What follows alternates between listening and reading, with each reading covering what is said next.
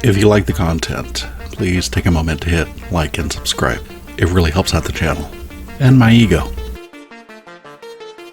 American Vampire takes place in Los Angeles in 1925. The radio is blaring an installment of the cult classic Terror and Western Adventure. Hattie and a man come to check up on Pearl, but they can see she hasn't slept in that room. As we can see, Pearl has had one hell of a night. On the plus side, we finally get to see her tattoo.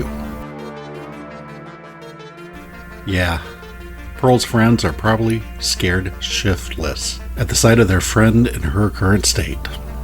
Morningstar. Writer, Scott Snyder.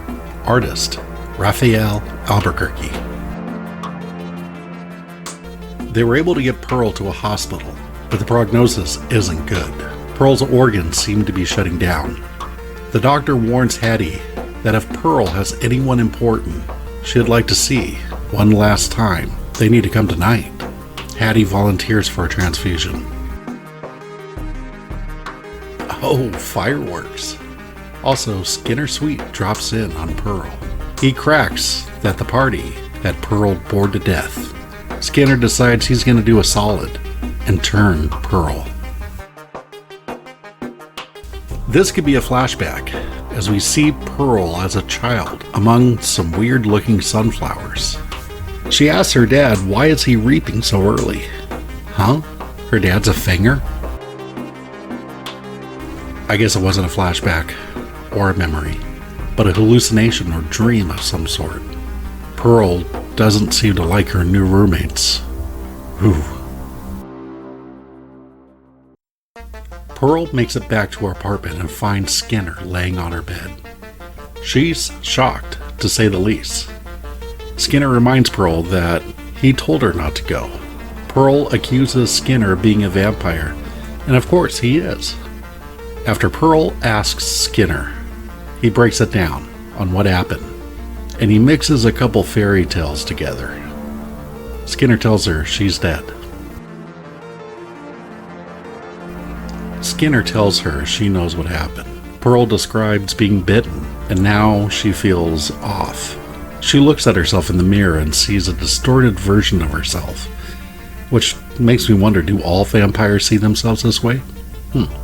Pearl seems to accept the fact that she's a vampire. She starts feeling sad because she said she's like her attackers. Skinner Sweet corrects her and tells her she's a vampire like him and nothing like them, and there's a big difference. That momentary acceptance of her vampirism goes away when she notices that she's in the sunlight, which is normally not good for vampires. Skinner assures her that this was a big difference between her and her attackers. They can be in the sun. Sweet tells her she's a different kind of vampire. Pearl mentions that she can't believe how thirsty she is. Skinner tells her that they are new. He compares them to a new Ford, 1926, new at the time, and the old vampires as broken down clunkers. He explains it has something to do with the genetic diversity, and their powers will manifest differently than the old European vampires, and they'll hate her for it. Then he says, "See ya, I'm leaving." Pearl asks Skinner why. Skinner tells her perhaps he's sick of these old vampires having their way with this little country, or perhaps he just can't keep out of trouble.